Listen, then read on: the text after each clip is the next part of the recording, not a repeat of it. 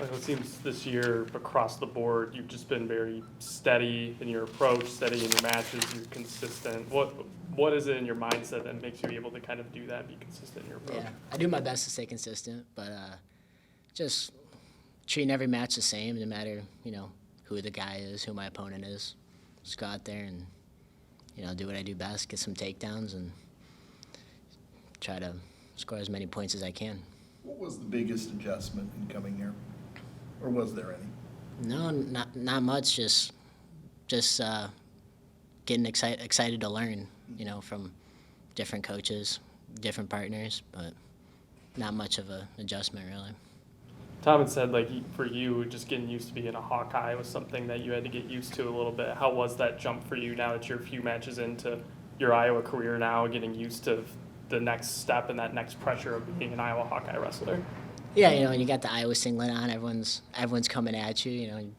One of the best teams in the country, if not the best team. So I mean, everyone's trying to come at you, and they know who you are. They're trying to stay away, not get beat as bad, for a dual team and for a dual team points. And yeah, sometimes it's a little harder to open up your opponents, but that's really all.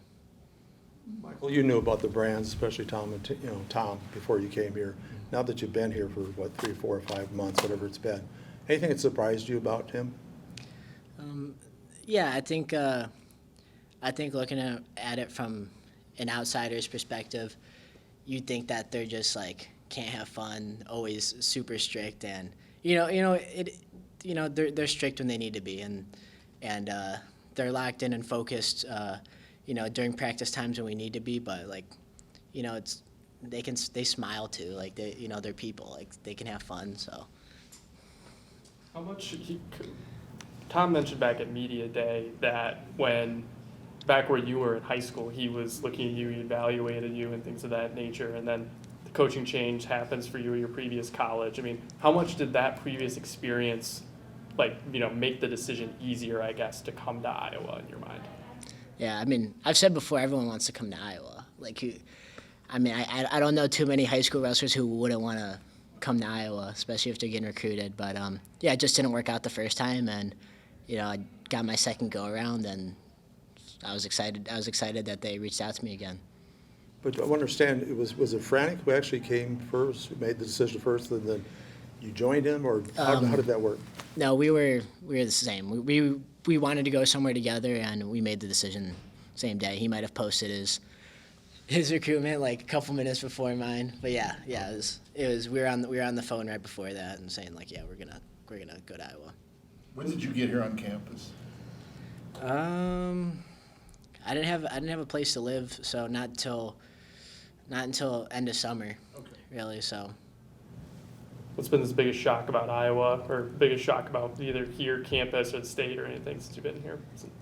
Yeah, I think just not used to having this big of a fan base. NDSU is mainly football, but it's just a smaller school in general. But here, being a Hawkeye, everyone knows you, so it's neat. Since you had any home meets here, had there been any moment of your connection with the Iowa fans that you'll never forget? No, I just think it's awesome going out there and seeing all these fans here to support and accepting me as a Hawkeye, and yeah, that's all there is. You wrestle, you flash just a ton of athleticism on the mat. It's a huge asset of what you do on offense. Do you find that a lot of people get surprised by that at times when you were able to fly and do some of the things you do? Yeah, I would say that's kind of part of my thing is I'm quick and explosive, and a lot of my takedowns come from me just catching somebody off guard. They're not ready for that explosiveness that I have. Anything else? Thanks, Mike. Thank you.